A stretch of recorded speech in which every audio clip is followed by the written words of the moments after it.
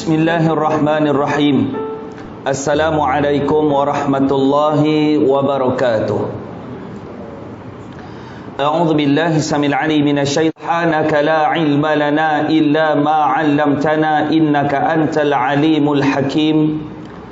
Qala rabbi shrah li sadri wa yassir li amri wahlul 'uqdatam min lisani yafqahu qawli.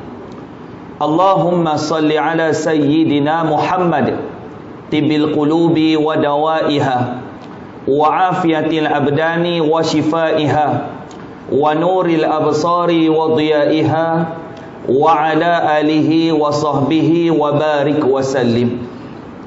Qala Allah ta'ala fil Qur'anil azim, a'udzu billahi minasy syaithanir rajim. Innal ladzina amanu wal ladzina hajaru wa jahadu fi sabilillah ulaika yarjuna rahmatallah wallahu ghafurur rahim. Sadaqallahul aliyyul azim. Qala an-nabiy sallallahu alaihi wasallam, innallaha yu'tid dunya man yuhibbu wa la yuhibbu wa la yu'til imana illa man yuhibbu. Sadaqa Rasulullah sallallahu alaihi wasallam. Syukran jazilan Raisal Jilsah, pengacara majlis, yang saya hormati pengurusi Masjid As-Salam, Tuan Imam dan keseluruhan ahli pimpinan pegawai syarak pihak pengurusan masjid, yang saya hormati kepada keseluruhan pimpinan-pimpinan masyarakat setempat, kepada Tuan Haji Zakaria ataupun dipanggil sebagai Pak Ya, yang mengurus aturkan program saya 2-3 hari ini di Bumi Kedah, tuan-tuan haji, puan-puan hajah, muslimin, muslimat, ibu-ibu, bapa-bapa, abang-abang, adik kakak yang saya hormati sekalian. Apa khabar semua tuan-tuan? Alhamdulillah, kali kedua saya hadir ke Masjid As-Salam. Saya ingat kali pertama bulan Mac hari itu, lebih kurang 6 hari bulan Mac kalau tak silap. Tuan-tuan ingat tak? Maknanya kalau tuan-tuan tak ingat, hari itu tuan-tuan tak datang. Yang saya ingat saya datang. Jadi ini kali kedua lah selepas raya kita datang. Mudah-mudahan pertemuan, perkenalan, persahabatan kita diteruskan hingga akhir hayat kita, insya-Allah. Amin ya rabbal alamin. Alhamdulillah, pertama dan selamanya marilah kita merafakkan kepada Tuan punya dunia Allah Subhanahu wa taala yang menguruskan segala program kehidupan kita. Start daripada kita berada di alam roh, Allah Ta'ala jaga kita. Kita dah ikat perjanjian kita dengan Allah Subhanahu wa ta'ala. Bila Allah Ta'ala kata alastu birabbikum, adakah aku ni Tuhan kamu? Di alam roh kita dah mengakui dan beriman. Kita telah menyatakan qalu bala syahidna, benar ya Allah kami menyaksikan engkau adalah Tuhan kami. Daripada alam roh Allah Ta'ala hijrahkan kita masuk alam yang kedua, dipanggil sebagai alam rahim. Rahim ni ada pada perut bini kita. Orang perempuan dia ada rahim, orang lelaki dia tak ada rahim. Yang perempuan dipanggil sebagai rahim. Rahim ni apa dia tuan-tuan? Maknanya kasih sayang. Walaupun tuan-tuan tak pernah ajak anak kita tuan-tuan tentang kasih sayang, mak tak ada silibus dia mengajar tentang kasih sayang, tak ada. Tapi bila kita sebut tentang mak bapa, anak dan mak bapa, dia automatik dia akan kasih dan sayang. Itulah dipanggil sebagai kita tumpang dalam rahim seorang ibu 9-10 hari lamanya. Daripada alam rahim Allah Ta'ala hijrahkan kita masuk satu alam yang ketiga, alam yang tuan-tuan duduk sekarang ni, yang dipanggil sebagai alam dunia. Yang dunia ni kita tak tahu berapa lama kita hidup dekat alam dunia. Ada orang dia hidup dekat alam dunia ni tuan-tuan 94 tahun. Ada orang dia hidup di atas muka bumi Allah, umur dia tuan-tuan 80 tahun. Ada orang Allah Ta'ala kurniakan dia hidup di atas muka bumi ni 20 tahun. Ada orang 33 tahun. Ada orang sehari saja dia hidup di atas muka bumi lalu dipanggil oleh Allah Subhanahu wa Ta'ala. Cuma kita tak tahu bila. Tapi yang paling penting, kita nanti hidup alam yang keempat, alam barzakh, lebih lama daripada kita hidup di alam dunia. Tuan-tuan, Rasulullah dan para sahabat telah meninggalkan kita 1400 tahun lamanya. Umur Nabi 63 tahun. Saidina Abu Bakar wafat 63 tahun. Saidina Umar wafat 63 tahun. Saidina Ali bin Abi Talib wafat 63 tahun. Tetapi dia dah duduk di alam barzakh 1400 tahun lamanya. Maknanya kita hidup di alam barzakh lebih lama daripada kita hidup di atas muka bumi Allah Subhanahu wa taala. Kalau tuan-tuan dekat dengan kita, tuan-tuan pernah dengar tentang Piramli. Kenal Piramli tuan-tuan? Ni kalau orang Datuk Kumbang tak kenal Piramli ni susah. Piramli ni dia dah mati tuan-tuan. Dia dah meninggalkan kita 49 tahun. Umur dia berapa tuan-tuan? Dia mati umur dia 40 tahun. Dia hidup 40 tahun, dah mati dalam kubur 48 tahun. Maknanya apa tuan-tuan? Kita hidup di alam barzakh lebih lama daripada kita hidup di atas muka bumi Allah Subhanahu wa taala. Dan kita ni umur umat yang paling pendek. Nabi Adam 1000 tahun. Nabi Nuh 950 tahun. Allah Ta'ala sebut dalam Quran, Nuh dia duduk dengan kaum dia 1000 tahun kurang 50 tahun. Allah Ta'ala suruh kita tolak 50 tahun, maknanya 950 tahun. Tetapi umat Nabi Muhammad, Nabi bagi tahu siap-siap, umur umatku baina sitin wa sab'in, di antara 60 hingga 70 tahun. Ada orang Allah Ta'ala bagi ekstra 80, ada orang Allah Ta'ala bagi dia 90. Tapi saya yakin dan percaya yang hadir dekat Masjid As-Salam malam ni tak ada umur dia sampai 120 tahun. Ada tak 120 tahun? Tolong angkat tangan, nak tengok muka. Tak ada tuan-tuan. Umur kita paling kuat malam ni hampir 80. Betul tak? Hampir 80. Jadi kita ni tuan-tuan, kata ulama, apa yang kita nak cari di atas muka bumi Allah? Sebab itu kata ulama, dunia ni adalah umpama jambatan. Jambatan ini kita gunakan untuk apa tuan-tuan? Jambatan ni, abang-abang, kita gunakan jambatan ni untuk apa? Untuk laluan. Jembatan ni kita guna untuk apa? Untuk syaukat. Jembatan ni kita guna untuk apa? Untuk berjalan. Jembatan kita pergi untuk apa? Untuk pergi ke satu tempat. Tak ada orang buat rumah atas jembatan. Tak ada orang buat rumah atas jembatan. Tak ada orang buat pondok atas jembatan. Tak ada orang beli tanah atas jembatan. Tak ada. Sebab apa? Sebab dunia ini adalah umpama jambatan. Jambatan adalah satu perjalanan untuk kita pergi daripada satu tempat untuk sampai kepada satu tempat yang lain. Jadi yang kita bina di rumah di atas muka bumi Allah ini tuan-tuan, sebenarnya apakah tujuan untuk kita membina segala harta yang ada di atas muka bumi Allah? Sebab itu tuan-tuan, Allah Ta'ala bila dijadikan dalam kehidupan kita ni tuan-tuan, serba tak lengkap. Waktu kita kecil dulu, kita ada masa, kita tak ada harta, dan kita tidak ada, kita ada masa, kita ada kesihatan, tapi kita tidak ada harta. Umur tuan-tuan bayar saya 30-an, 40-an. Kita ada kesihatan, kita ada harta, tapi kita tidak ada masa. Masuk umur kita 60, 70, 80, tuan-tuan ada masa, tuan-tuan ada harta, tapi tuan-tuan tak ada kesihatan. Betul tak? Bila Allah Ta'ala berikan dalam sesuatu dalam kehidupan kita ni tuan-tuan, untuk kita belajar tentang kehidupan kita. Dan bila kita jadi sebagai manusia sahaja, Allah Ta'ala kata, wala nabluwannakum bisyai'im minal khawfi wal ju' wa naqasim minal amwali wal anfuthi wa thamarat wa basyiris sabirin. Allah Ta'ala kata, bila kamu hidup saja di atas muka bumi, kamu pasti akan diuji oleh Allah. Yang pertama, aku akan ujikan manusia. Wala nabluwannakum bisyai'im minal khawf. Aku akan uji kalian tentang ketakutan dalam hidup kamu. Rupanya dalam hidup kita ni tuan-tuan, yang kita takut itu adalah ujian daripada Allah. Ada orang dia takut apa tuan-tuan? Ada orang dia harta banyak, dia takut miskin, takut. Ada orang pangkat dia tinggi, dia takut hilang pangkat dia. Ada orang dia ada kereta mewah, takut hilang kereta dia.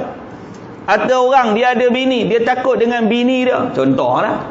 Takut ni Allah Ta'ala bagi.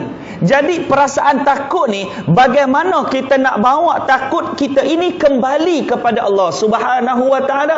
Sudah pastilah kita takut meninggalkan perkara yang disuruh oleh Allah Subhanahu Wa Ta'ala. Itulah takut orang beriman. Takut apabila Allah Ta'ala suruh kita solat, tiba-tiba kita tak semayang. Bila kita duduk-duduk, kita rasa takut. Ya Allah, takut ya Allah, aku tak solat tadi ya Allah. Itulah tanda-tanda ciri orang yang ada iman dalam kehidupan dia.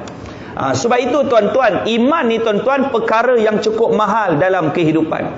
Sebab itu terlalu banyak ayat Allah Subhanahu Wa Ta'ala, Allah Ta'ala memanggil manusia itu dengan wahai orang-orang yang beriman. Nabi kata, tidaklah beriman seseorang daripada kamu sehinggakan aku lebih kamu cintai daripada sekalian manusia.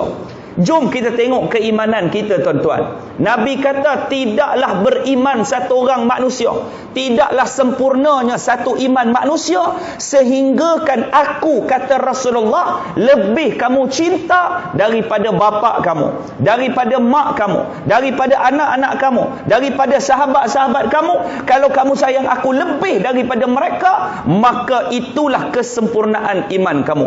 Hari ini cuba kita tengok tuan-tuan, kadang-kadang kita sayang isteri lebih daripada kita sayang Rasul sallallahu alaihi wasallam. Hari ni kita sayang suami akak-akak. Nak tanya akak-akak malam ni, sayang tak suami? Oh, sayang, nampak tak? Walaupun duduk belakang, suara dia kuat. Nak tanya orang depan ni, sayang tak isteri? Slow je. Sayang tak isteri tuan-tuan? Sayang, itulah bini kita. Jangan tuan-tuan sayang bini orang. Sayang bini. Dia kata, Ustaz, saya ni tengok bini orang, kadang-kadang lupa. Tengok bini orang, terlupa bini sendiri. Itu masalah tuan-tuan. Saya sembang dengan toki kapal. Dia bukan toki kapal, dia ni jadi apa? Kapten kapal. Jiran rumah sebelah saya dekat Melaka tuan-tuan. Dia dah tak balik 7 bulan. 7 bulan duduk dekat laut tuan-tuan. Dia kata, hang ni raya tak balik. Dia kata, nak balik apa Ustaz? Bulan depan baru balik ni. Raya haji pun tak dan balik beraya. Lepas raya haji baru balik. Hang tak rindu anak? Dia kata, Allah Ustaz, tengok anak orang Ustaz, teringat anak di rumah. Oh, tapi itu masalah Ustaz, bila tengok bini orang, terlupa bini di rumah. Itu pun problem, masalah tuan-tuan. Jadi kita sayang. Inilah pasangan yang tuan-tuan bercinta dulu 30 tahun lepas. Ni, tahu tak? Ya babang duk mengurat dekat bus stop tu. Tahu tak? Duk bersuit-suit. Ingat tak kenangan akak-akak suami kita mengurat dulu?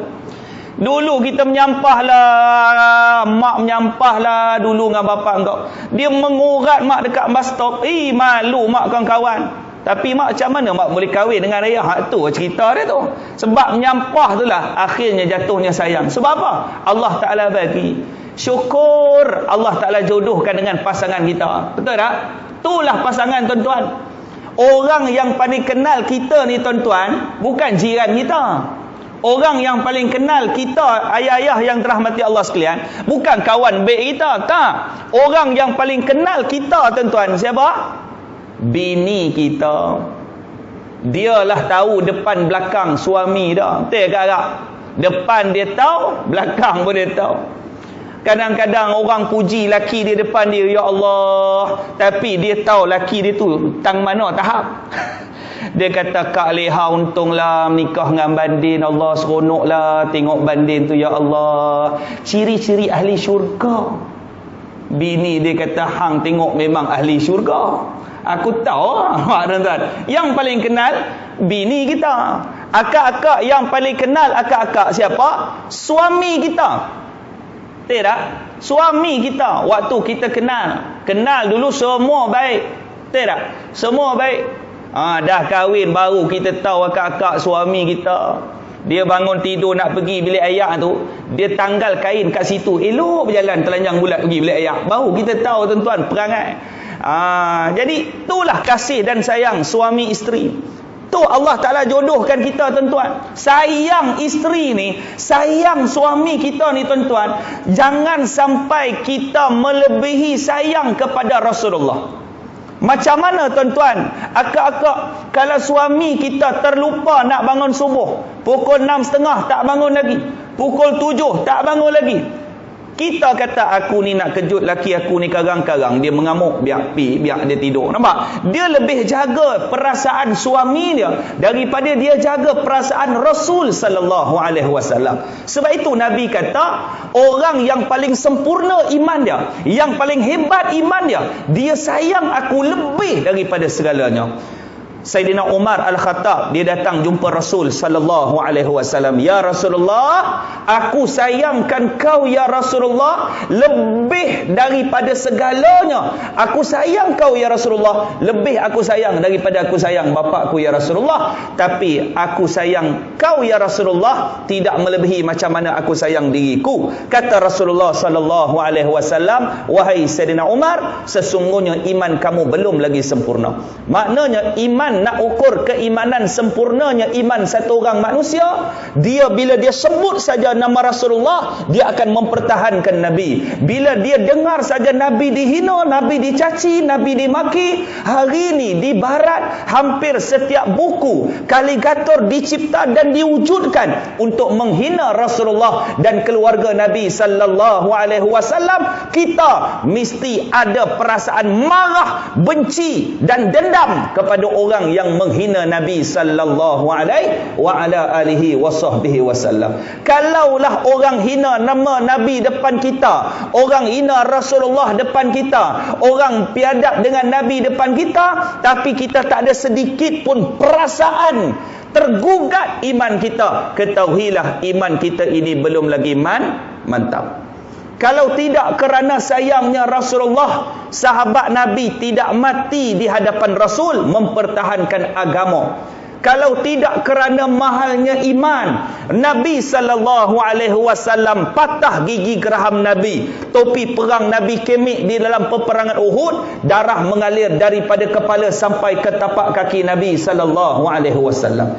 Kalau tidak kerana mahalnya iman, para ulama dipenjara untuk mempertahankan agama Allah. Tuan-tuan, kalau tuan-tuan pernah tengok dalam peperangan Uhud, ustaz-ustaz mai datang ceramah, dia cerita tentang peristiwa perang Uhud.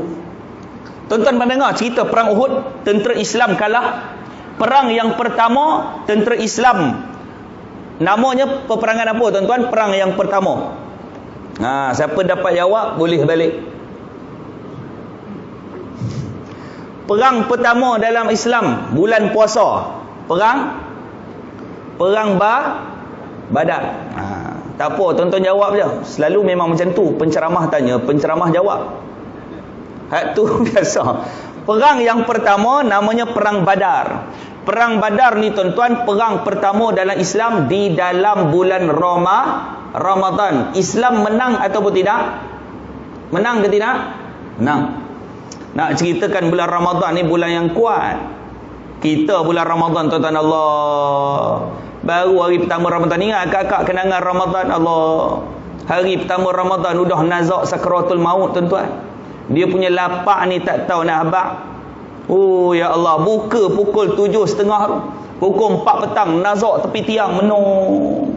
Bini dia kata, abang kenapa? Puasa. Nampak tuan-tuan, itu baru puasa dekat Malaysia tuan-tuan. Kita puasa kat Malaysia ni untung tau. Sebab apa? Sebab kita puasa dekat Malaysia ni tuan-tuan 13 jam setengah. Hak tu paling lama di Malaysia. Kalau tuan-tuan puasa dekat Norway 5 tahun lepas, dia orang berpuasa, tuan-tuan tahu berapa lama? 21 jam sehari. 21 jam.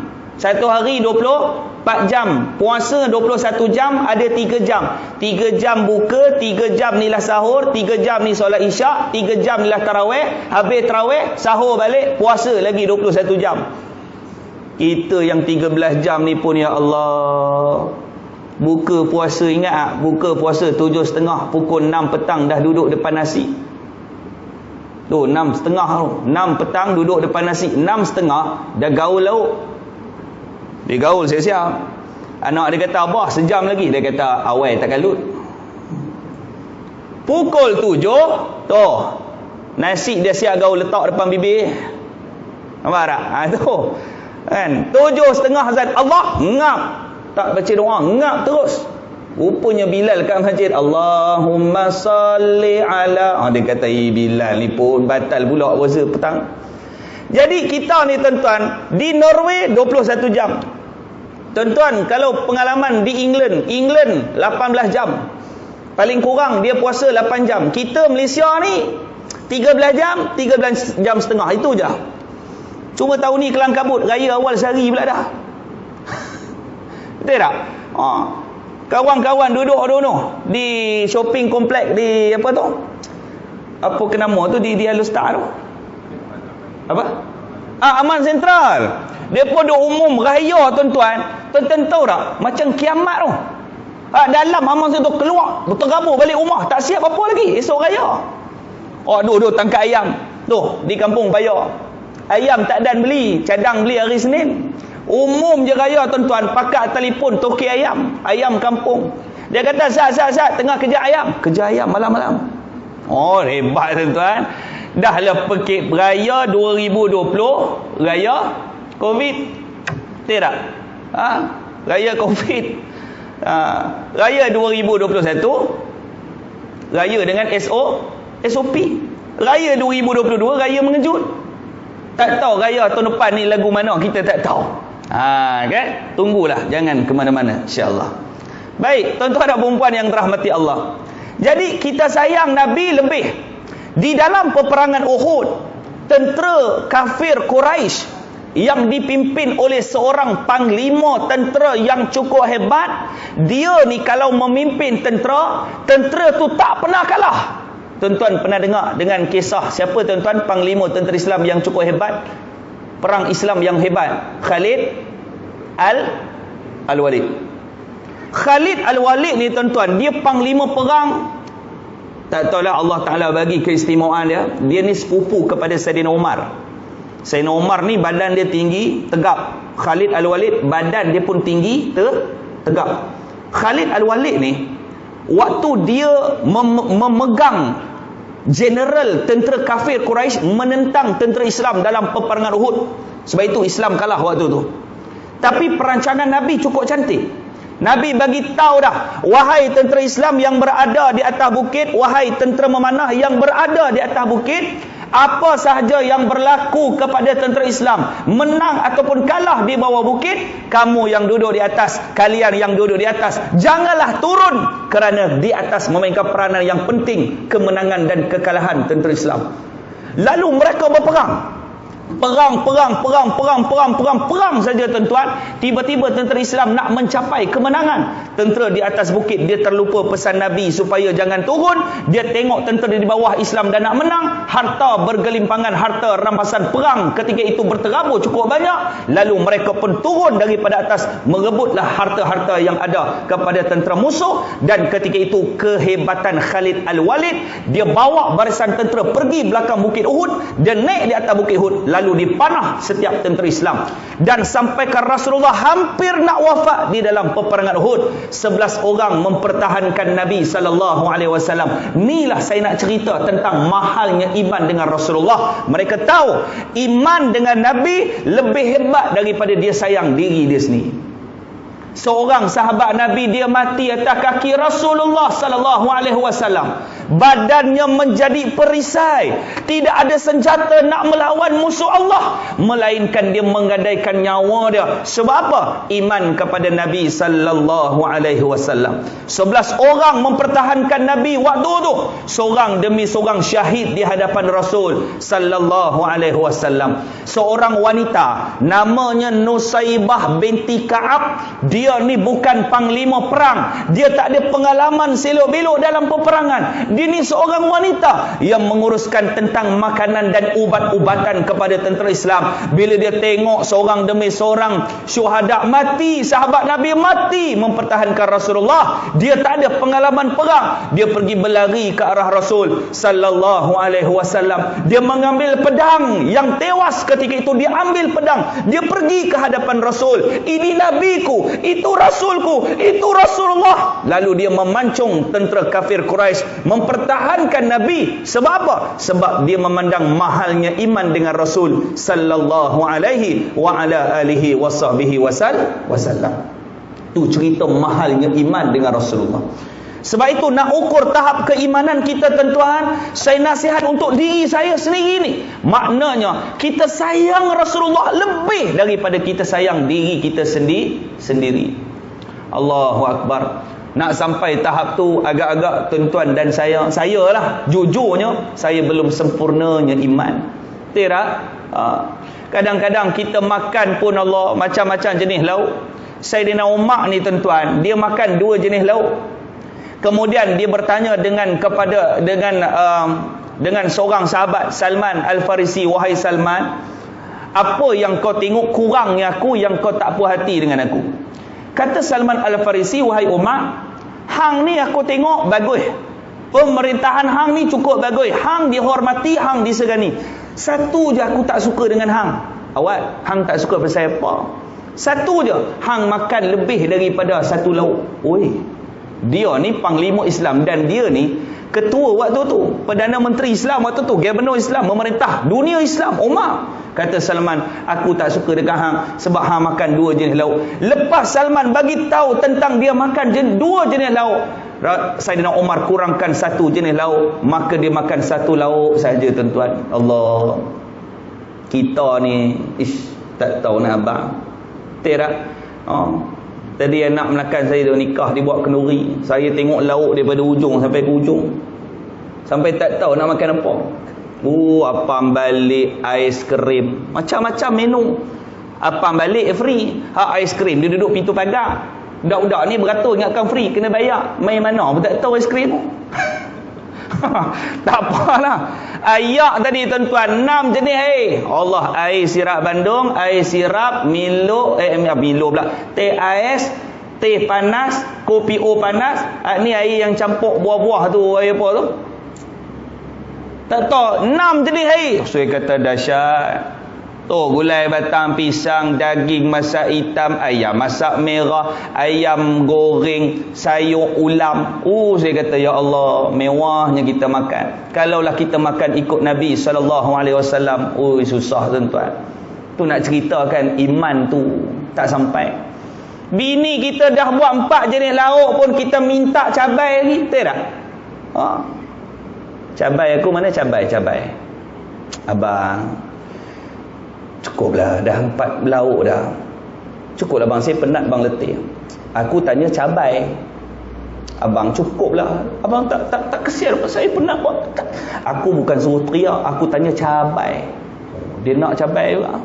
Dah 4 jenis lauk, campur cabai 5. Abang tak boleh ke bang? Aku tanya cabai. Dia ulang 4 kali, bini pun pergi. Bini dia tumbuk cabai, tak nampak cabai, dia nampak muka laki dia kat batu lesung. Dia tenyih cibai orang tu. Cibai terus tuan-tuan. Daripada cabai pergi cibai. Ni tuan-tuan masalah kita. Tak ada cabai. Mengamuk. Saidina Umar lepas Saidina Salman tegur dia tuan-tuan. Dia makan 1 jenis lauk, dia sampai dia mati. Siapa dia tuan-tuan? Perdana Menteri Islam waktu tu. Allah. Nak ceritakan apa dia tuan-tuan? Susah nak cari pemimpin seperti itu. Tak? Nanti pilih pemimpin cari hak tu. Tak? Ni tak lama lagi tuan-tuan, bulan 8 bubar, bulan 9 pilihan raya. Saya baru balik pada Sarawak, depa duk abak bulan 9 pilihan raya. Nanti tuan-tuan jumpa wakil rakyat yang 5 tahun yang tak pernah jumpa, kita jumpa bulan depan insya-Allah. Jangan terkejut nak pilihan raya esok, YB bersilat atas bumbung rumah tuan-tuan, ketuk paku, tak biasa tu kan.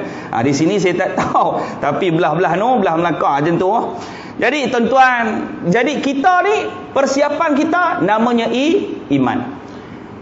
Tanggungjawab kita duduk di akhir zaman ni tuan-tuan, jaga iman kita. Sebab apa? Sebab fitnah di akhir zaman, benda hak paling besar yang berlaku, serangan yang paling hebat yang berlaku kepada orang Islam di akhir zaman, namanya fitnah.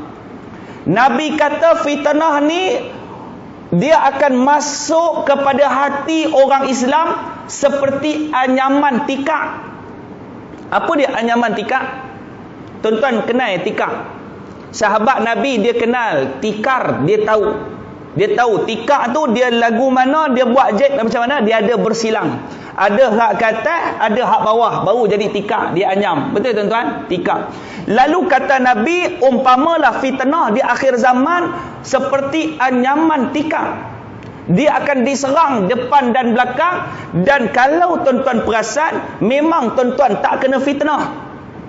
Memang ustaz-ustaz sebahagian tak kena fitnah, masyarakat kita tak kena fitnah, tapi fitnah ada pada setiap orang. Apa dia tuan-tuan yang dimaksudkan? Hak ni. Hak ni mendatang apa tuan-tuan? Namanya handphone. Hak ni. Ni. Nabi kata fitnah akan datang. Apa Shopee pula ni? Fitnah akan datang kiri dan kanan. Kiri, kanan, depan, belakang. Itulah software application yang ada dalam handphone tuan-tuan. Saya yakin, percaya tuan-tuan, majoriti dalam masjid ni paling kurang ada satu handphone, dan tuan-tuan ada grup WhatsApp. Betul tak? Kalau tuan-tuan kerja pejabat, dia ada grup WhatsApp pejabat. Grup WhatsApp pejabat pula dia ada 5 jenis. Hak yang ada bos, hak yang tak ada bos. Hak yang satu grup tu dia duduk sorang-sorang dalam tu, tak tahu pasal apa. Dia komen dalam tu, lepas tu dia ingat. Dia kata aku cakap ni hang tak respon, dah dia sorang duduk dalam tu. Ada juga. Ni WhatsApp, lagi apa? Facebook. Saya nak tanya tuan-tuan, Facebook. Tuan-tuan tengok hebat tak hebat Yahudi ni tuan-tuan. Dia buat Facebook dalam hidup kita ni tuan-tuan. Sampai hari ni orang bergantung terus dengan Facebook. Betul tak? Betul tak? Tapi Facebook, dia adalah alat boleh menyebabkan kita masuk syurga, dan dia juga alat boleh menyebabkan kita ni masuk neraka. Bila kita salah guna, neraka lah. Tapi kalau tuan-tuan tengok dekat Facebook, tengok Facebook ni tuan-tuan, kalau tuan-tuan baru nak daftar Facebook, di belah kiri, belah kanan tuan-tuan tu, tempat tuan-tuan isi nama. Betul tak? Nama, lepas tu tuan-tuan last name, first name. Betul tak? Tuan-tuan kalau daftar Facebook ada hak ni. Lepas tu your email. Lepas tu new password. Yang bawah tu select site. Select site ni apa? Jantina. Ada satu borang tu, cikgu bagi borang tak tahu, mohon biasiswa menentang pak tak tahu, dia bawa balik rumah. Dia pergi suruh mak dia isi. Mak dia tak reti BI. Mak dia baca lah name. Mak dia baca name. Dia kata cikgu hang ni orang Perak ke? Name. Address. Apa ni? Pak Dereh ke? Laki dia kata, laki dia tengah isap okok. Dereh alamat. Oh, alamat. Ni bang dia tulis sek. Dia kata minta biasiswa pun tanya sek. Laki dia kata tak apalah abang, elah seminggu 2 kali. Hak ni pun pening juga tuan-tuan, bini tulis seminggu 2 kali. Ni BI. Ni kalau tuan-tuan tengok belah kiri ni tuan-tuan, dia ada tulis. Tuan-tuan tengok belah kanan. Belah kanan ni tempat tuan-tuan isi. Belah kiri ni tuan-tuan, kalau tuan-tuan baru nak daftar, tuan-tuan tengok belah kiri tu ada orang dia connect. Betul tak? Dia tunjuk anak panah, dia tarik. Betul tak? Tuan-tuan kira ada berapa orang. Di sini dibuat kajian. Kalau tuan-tuan kira 1, 2, 3, 4, 5, 6, 7, 8, 9, 10, 11, 12, 13. Tuan-tuan tahu tak? 13 ni 13 bangsa yang ada pada Yahudi. Ni 13. Dan 13 bahasa juga yang ada pada Yahudi, dan dia tunjuk keliling ini adalah semuanya sekeliling dunia. Sekarang Facebook penggunaan dia berapa banyak? Cukup banyak. Sebab itu kita gunakan alat ni boleh menyebabkan kita ni masuk dalam syurga. Dan orang Malaysia punya hebat, jabatan netizen Malaysia ni cukup power. Semua dia nak komen. Hari tu Malaysia ni, tuan-tuan tahu tak? Mereka duk serang page Israel. Nombor 1 page Facebook Israel. Orang Malaysia pergi komen. Sampaikan page Israel, dia keluarkan satu kenyataan khas untuk rakyat Malaysia. Pernah dengar cerita ni? Keluar surat apa? Dia kata kami memberi amaran kepada rakyat Malaysia jangan campur tangan urusan pentadbiran kerajaan Israel. Depa pun koyak nak ceritakan netizen Malaysia ni power lah. Jangan main-main. Netizen Malaysia, orang politik Malaysia pun dia ayam-ayam kan. Apatah lagi tu pentadbiran Israel. Hebat orang Malaysia tuan-tuan. Orang Malaysia ni kalau bak komen bagi ke dia, tu dipanggil Jabatan Netizen Malaysia. Hebat jabatan netizen. Kan kita ada jabatan Perdana Menteri, jabatan tu tak hebat lagi. Yang hebat jabatan netizen. Tu paling hebat setakat ni. Tuan-tuan buh lah dalam Facebook. Orang kita dia komen lah. Tuan-tuan buat baik orang komen, tuan-tuan buat jahat orang komen. Yang buat jahat orang komen. Sabar, dia ni sebenarnya bagus. Puji lagi. Tu pun masalah. Itulah Nabi kata tanda-tanda akhir zaman. Orang hak betul dia anggap silap, orang hak silap dia anggap betul. Dan menyebabkan Facebook hari ini menjadi fitnah kita di akhir zaman, sehingga kan orang tak boleh lepas dengan handphone hari ini. Setuju tak? Tuan-tuan bangun tidur, jujur, tuan-tuan pegang apa dulu? Handphone. Mula-mula dia tengok jam, betul tak? Mata pisah-pisah dia tengok apa-apa. Lepas tu baru dia unlock, alang-alang jeluk perkasa, biar sampai ke pangkal lengan, baru dia tarik Facebook. Dia tarik hak tu dulu, betul tak? Jujur, sebelum tidur tuan-tuan tengok apa dulu? Handphone. Sampai satu tahap bapa bercakap dengan anak sambil main handphone, dan anak nak bercakap dengan bapa sambil main handphone. Dan lebih malang, suami isteri sedang menyembang, isteri mengadukan masalah pada suami masih lagi menghadap handphone. Seumpama suami dia kata, ya betul, matanya melihat handphone, hati dengan handphone, hanya mulut saja mengiyakan kata-kata bini dia. Ni lebih malang dalam kehidupan kita. Handphone benda yang boleh merosakkan kehidupan kita. Bangun pagi capai handphone dulu. Tuan-tuan lepas bagi salam apa semua semayang, tuan-tuan capai apa dulu? Handphone. Nak semayang di rumah, handphone duduk tepi. Assalamualaikum warahmatullahi wabarakatuh. Assalamualaikum warahmatullahi wabarakatuh. Astaghfirullahalazim, astaghfirullahalazim. Tangan ni jahat, dia ambil handphone. Astaghfirullahalazim, astaghfirullahalazim, astagfirullah. Terus zikir terus. Subhanallah, subhanallah, subhanallah, subhanallah, subhanallah sambil main handphone. Ni adalah alat yang boleh menyebabkan kita masuk syurga, dan alat yang boleh menyebabkan kita ni masuk neraka. Tu Nabi kata akhir zaman fitnah tu akan sampai pada manusia umpama tikar. Tikar ni jahitan dia ada atas ada bawah, maknanya depan dan belakang kita ni dikeliling. Bergaduh suami isteri, boh dalam Facebook. Betul tak? Boh dalam Facebook. Bini tak masak, suami dia update dalam Facebook. Untunglah korang yang dapat bini rajin masak. Dia nak tembak bini dia tu. Dia tulis hak tu. Hak ni masalah. Lalu orang dia nampak status kita tuan-tuan. Apa anggapan orang terhadap keluarga kita? Apa anggapan orang terhadap bini kita? Kadang-kadang nilah boleh menjatuhkan fitnah. Bergaduh suami isteri, boh dalam Facebook. Doa pun dalam Facebook. Ni masalah. Ya Allah Tuhanku, semoga Engkau ampunkanlah segala dosa. Dia type, dia boh dalam Facebook. Orang doa atas tikar sejadah, dia boh dalam Facebook. Inilah Nabi kata fitnah yang akan berlaku di akhir zaman. Sahabat tak tahu, hadis tak terangkan umpama tikar. Nabi tak terangkan, Al-Quran tak terang. Rupanya benda tu berlaku di hadapan umat akhir zaman, umat Rasul sallallahu alaihi wa ala alihi wasahbihi wasallam. Yahudi laknatullah dia tak akan ikut orang Islam. Apa Yahudi laknatullah dia ikut cara orang Islam? Tak ada. Tetapi orang Islam yang mengambil contoh Yahudi dan Nasara terlalu banyak.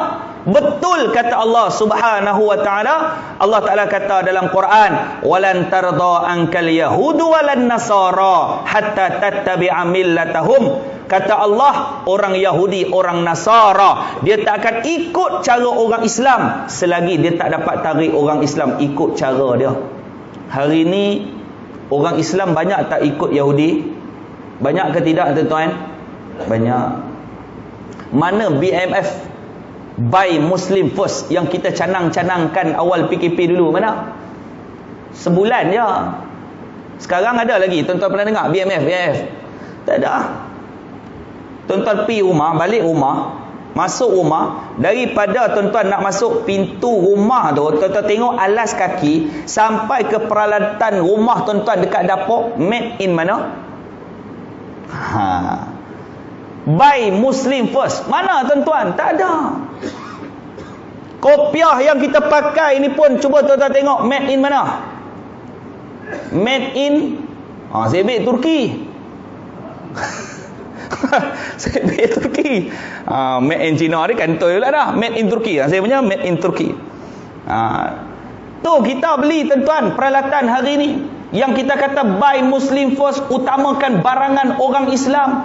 Mana hari ni tuan-tuan? Yang kita makan hari ni, minta maaf saya sebut, mi yang kita beli, adakah daripada orang kita? Sebab apa? Orang kita jual mahal. Orang kita cari hak murah. Tak tuan-tuan? Hak ni realiti dalam kehidupan kita. Bila kita nak buat satu benda, pasti akan ada ujian. Antara perkara ni adalah keuangan kita. Sebab itu kita kena jadikan orang Islam tu kaya. Bila orang Islam tu kaya, dan tuan-tuan kena bersyukur dan berbangga kalau ada sahabat jiran kita ni orang yang kaya. Jangan jealous. Bila dia kaya, dia antara penyumbang terbesar zakat dia. Ada satu jutawan kosmetik, tak nak sebut nama dia. Tuan-tuan tahu tak, dia bayar zakat setiap tahun 200 dia bayar zakat setiap tahun 25 juta zakat dia. 25 juta zakat. Berapa dia punya hasil jualan setahun? Kaya tak? Bagus jadi orang kaya. Dan masjid kita As-Salam ni, sumbangan orang ramai. Bila tuan-tuan banyak menyumbang, masjid kita kaya. Manfaat dia pada siapa? Pada masyarakat. Pada masyarakat. Tidak? Masjid seminggu, kutipan Masjid As-Salam seminggu 2,000. Okey? Saya pergi satu masjid tepi jalan, tak nak sebut dekat mana, 300 RM4 6 sen. 6 sen tu main mana 6 sen tu? 6 sen tu main mana tuan-tuan oi? 6 sen pun orang bubuh lah. Ni pun problem juga. 6 sen. Tuan-tuan, ada rezeki tuan-tuan pergi satu masjid. Nama masjid di Puncak Alam. Imam, gaji masjid imam dia, gaji imam dia 7,000. Imam gaji 7,000. Imam masuk masjid, dia kona tuan-tuan, steering Mercedes C200. Oh dah, satu jari je dia pusing masuk simpang. Oh, Mercedes tu, gaji 7,000. Bilal 5,000 gaji. Hebat tak masjid tu? Hebat. Bila 5,000, azan tu sedap. Allahu Akbar, Allahu Akbar. Orang cakap Mekah 5,000. Ini 200,500 tuan-tuan bagi. Ayalal falah tu 200,500. Kena upgrade. Jadi 2,000 seminggu, sebulan 10,000. Oi banyak. Betul. Naik tarafkan. Sebab itu nak jadi imam tu tengok bukan senang. Cuba tuan-tuan jadi ahli pegawai syarak. Senang ke susah? Yang tok siak tu, yang kutip tek cicak tu, pahalanya besar tuan-tuan. Satu hari sahabat Nabi, dia cari seorang sahabat Nabi kulit hitam. Nabi tanya, wahai sahabat, mana sahabat ni? Lama aku tak nampak. Ya Rasulullah, dia dah meninggal ya Rasulullah. Kenapa tak bagi tahu dia dah mati? Dia ni tok siap masjid. Nabi pergi ke arah kubur lelaki tersebut. Nabi solatkan dia. Maknanya mulianya tok siap masjid. Itu baru tok siap. Imam, hebat. Tu Bilal. Bilal panggil orang solat. Cuba kita jadi imam. Kita jadi imam, kenangan lelaki kita PKP waktu tu tobat lahum dah. 2 surah aja setahun dia hafal. Inna a'taina, qul huwallahu ahad. Punya susah jadi imam. Itu pun terlajak pergi surah Al-Kafirun sampai tak jumpa penghujung. Tobat dah, tak baca surah tu dah. Wala antum abiduna ma'abud wala ana abidu ma'abattum wala antum abiduna ma'abud wala ana abidu ma'abattum wala antum abiduna ma'abud wala ana abidu ma'abattum wala antum tak jumpa lakum tu, tak jumpa. Kenangan PKP dulu. Lala anak dia umur 6 tahun masuk, buka pintu bilik, lakum. Oh, baru jumpa tu, tak lakum dinukum. Kalau budak tu tak masuk, tak jumpalah setahun, tuan-tuan. Kenangan kita. Jadi tuan-tuan, jom kita martabatkan jadi kita orang Islam yang kaya. Dan Allah Ta'ala nak selamatkan fitnah dalam hidup kita. Allah Ta'ala tutup aib kita. Betul tak? Tuan-tuan tengok saya ni nampak macam baik.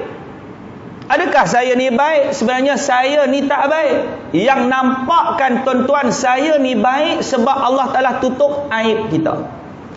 Kalaulah Allah Ta'ala buka aib kita, tuan-tuan, Allahu Rabbi, kita saja tahu dosa apa yang pernah kita buat dengan Allah Subhanahu wa Ta'ala. Tapi sebab saya tengok tuan-tuan ni baik, sebab apa? Sebab Allah Ta'ala jaga aib kita.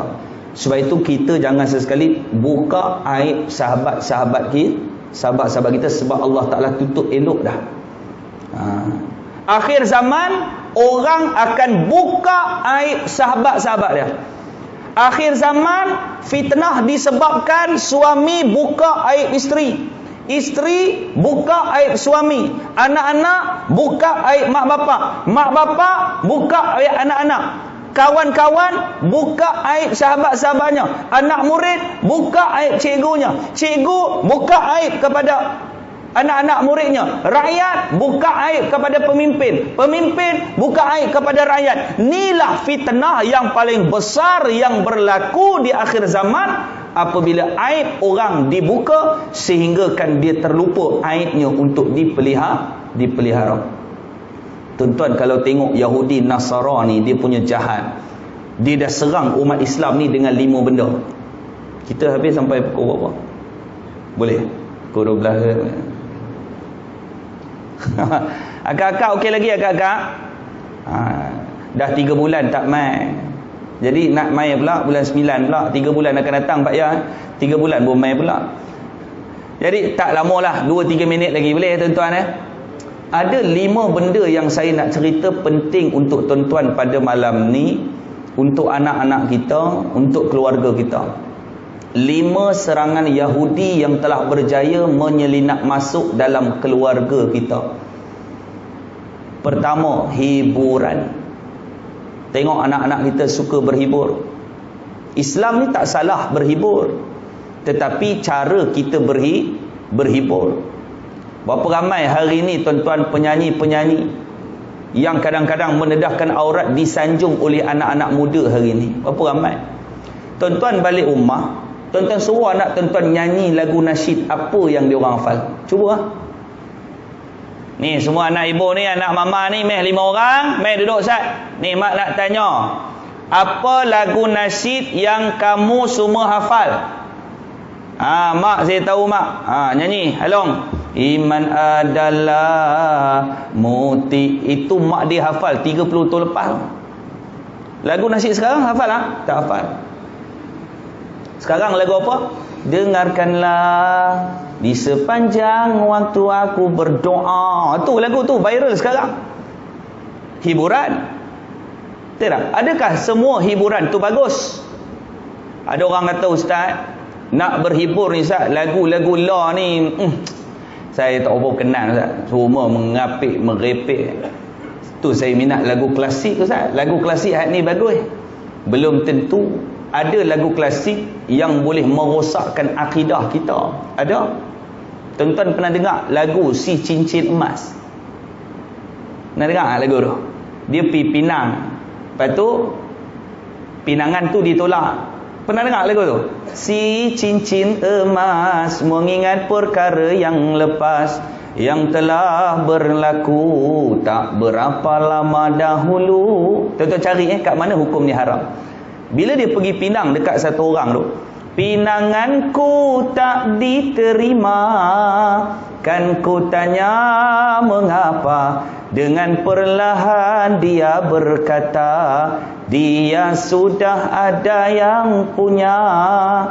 Cincin mas dikembalikan, ku letak di tapak tangan, ku pakai di jariku untuk kenanganku. Orang lelaki mana boleh pakai cincin mas? Haram. Perasan tak? Tak perasan. Indahnya sungguh di hari raya, ramainya orang bersukaria. Adikku manis cantik bergaya, bolehkah abang ikut bersama? Nak kejar nak dara orang haram. Terpulanglah mau jadi apa? Mau jadi hantu atau jadi buaya. Haram, dua-dua tu haram. Hantu dengan buaya dia nak jadi tu haram. Hiburan. Baik tuan-tuan dengar lagu P. Ramlee. P. Ramlee dia kalau nyanyi hukum tajwid cukup cantik tu. Tak? Tidak ku renung dalam kitab, tu namanya qalqalah kubra. Makin ku renung berdetu-berdetap. Oh betul tuan-tuan, tu namanya qalqalah. Rupanya P. Ramlee ni dia kalau buat lagu, dia ikut tajwid satu. Dunia, betul sebutan dia. Riba, huruf ba makhraj yang betul dia sebut tu. Makna dia ni orang yang mengaji, orang yang pandai. Jadi tuan-tuan, hiburan kita pilih yang terbaik. Hari ni hiburan merosakkan anak-anak kita cukup banyak. Sehinggakan di Arab Saudi 2 tahun lepas waktu PKP, dalam SOP yang depa dok buat majlis konsert besar-besaran. Pernah tahu tak?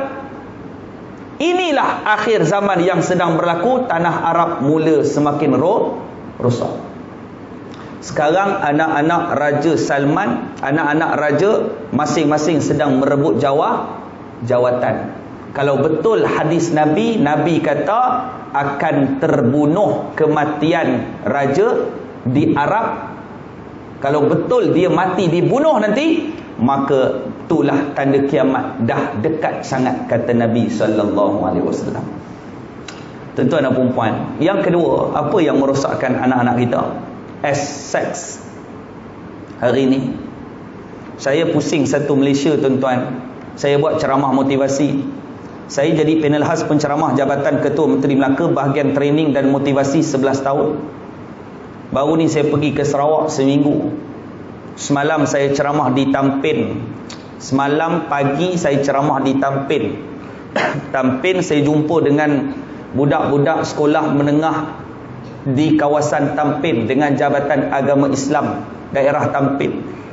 Malam 2 hari lepas saya ceramah dekat Senawang. 3 hari lepas saya ceramah dekat Tampin. Pagi malam saya ceramah dekat Perak. Saya ceramah bab motivasi, pengalaman saya lah. Pengalaman orang lain saya tak tahu. Pengalaman saya ceramah, sepanjang saya ceramah, saya pernah jumpa pelajar darjah 1 isap okok hatu biasa. Saya pernah jumpa pelajar darjah 3. Darjah 3 ni tuan-tuan berapa tahun? 9 tahun. Bawa motor, dalam bakul motor ada arak 2 tin. Orang Islam. Tuan boleh bayar? Saya kata, "Dik, main mana?" "Rumah." "Ni ayat apa dalam ni?" Ustaz, macam mana Ustaz tahu? Dah tentu harah dia tulis kasbut. "Mana hang dapat?" "Ambil dalam peti ais." Dalam peti ais. Rupanya bapak dia beli sekatan. Tuan boleh bayar? Ni realiti tuan-tuan. Realiti. Saya pernah jumpa pelajar darjah 4 dengan pelajar darjah 5 buat pengakuan pernah berzina. Saya 4 tahun, saya masuk tahun ni saya jadi ikon AADK, Agensi Anti Dadah Kebangsaan. Kebanyakan anak muda yang isap dadah, umur dia 18 tahun sampai umur dia 35 tahun. Cukup ramai, majoriti saya jumpa. Allah. Baru ni saya jumpa 200 orang pusat serenti ceramah dengan budak-budak dadah. Mata semua steam. Saya ceramah, saya tanya, "Hampa faham?" "Faham." Steam pun faham. Tuan-tuan yang tak steam malam ni tak faham, tak tahu nak faham. Hak dia steam faham. So dia kata dahsyat. Allah. Dan saya pergi dekat sekolah Hendry Geni. Tuan-tuan tahu tak sekolah Hendry Geni? Itu antara sekolah berasrama penuh. Sebab budak-budak dia tak boleh duduk luar, dia kena duduk dalam. Di sekolah Hendry Geni ada 5 orang pelajar keluaran tahfiz. Ish, dahsyat tuan-tuan.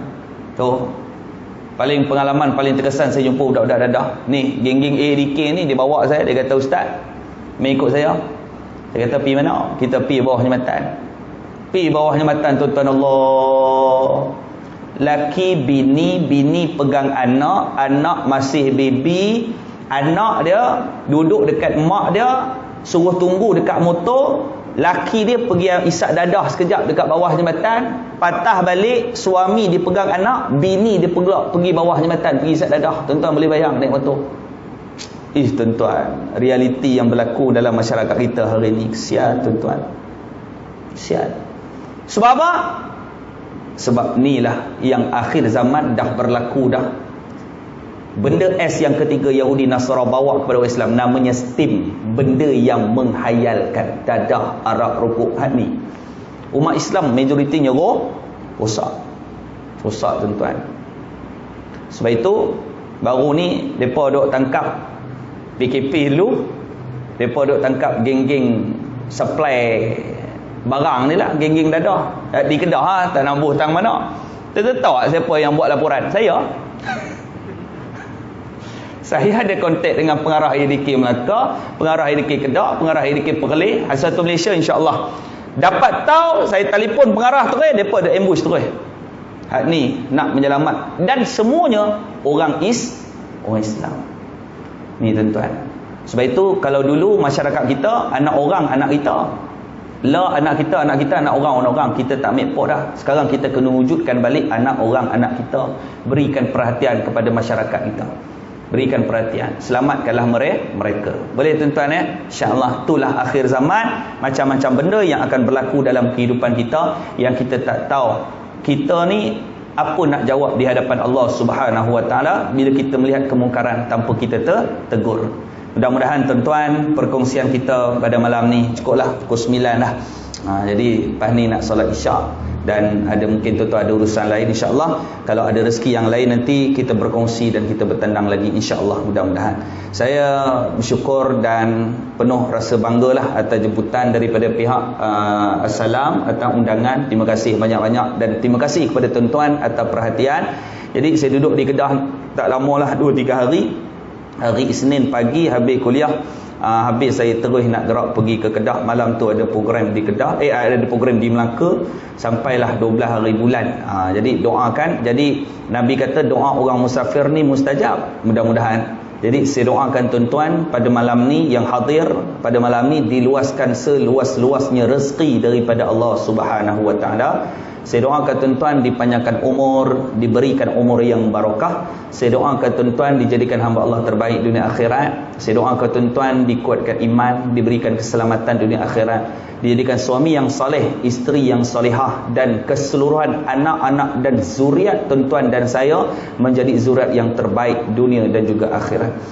Jadi tuan-tuan, saya doakan tuan-tuan jika ada dalam kalangan kita yang sedang sakit, saya doakan tuan-tuan dengan keberkatan Allah yang ada pada malam ni, mungkin Allah Ta'ala berikan kesembuhan dan ringankan segala kesakitan. Jika ada dalam kalangan kita pada malam ni yang hatinya gundah gulana, yang tak tenang, yang tak tenteram, dengan keberkatan yang ada pada malam ni, moga Allah Ta'ala campakkan sakinah, mawaddah, warahmah, ketenangan dan kebahagiaan, ditunjukkan segala jalan keluar dalam setiap masalah, dan diberikan segala pengampunan oleh Allah SWT.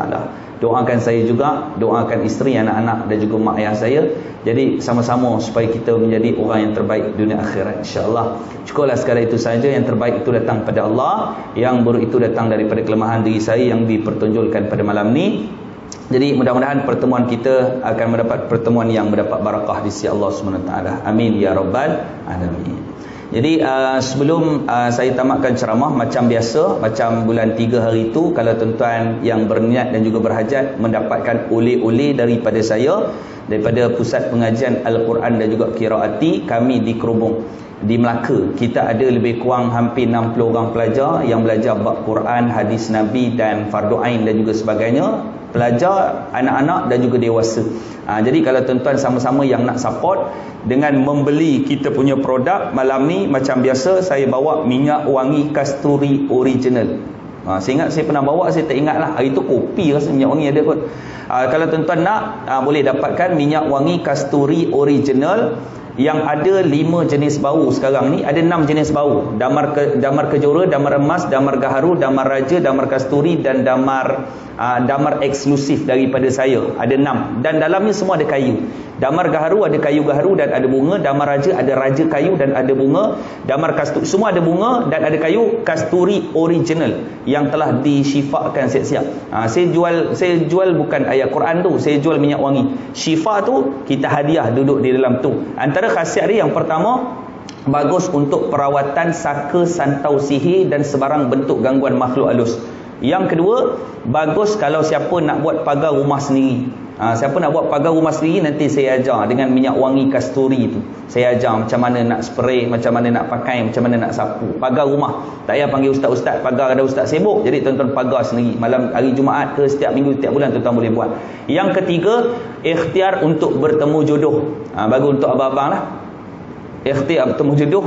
Yang keempat, bagus untuk buat parti mandi bunga untuk sebarang bentuk rawatan penyakit. Yang kelima, bagus untuk menaikkan seri wajah dan mendatangkan wibawa kepada si pemakai. Siapa yang berniaga, yang keenam sebagai pelaris perniagaan. Kita ada 10 khasiat lah dalam minyak wangi tu. Jadi tuan-tuan yang berhajat dan juga berniat boleh dapatkan. Satu botol RM RM7 sahaja. Tapi kalau tuan-tuan ambil sekotak, semua warna ada dekat dalam tu. Ada 6 jenis bau, 6 jenis warna, bau yang berlainan, khasiat yang sama.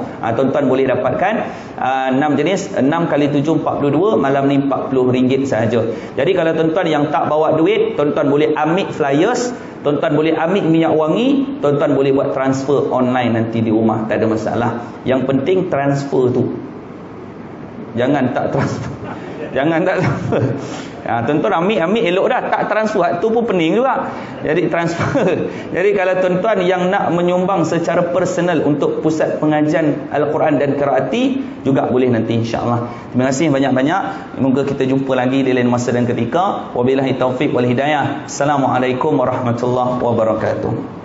Assalamualaikum warahmatullahi wabarakatuh. Terima kasih kepada Ibu Fakrul.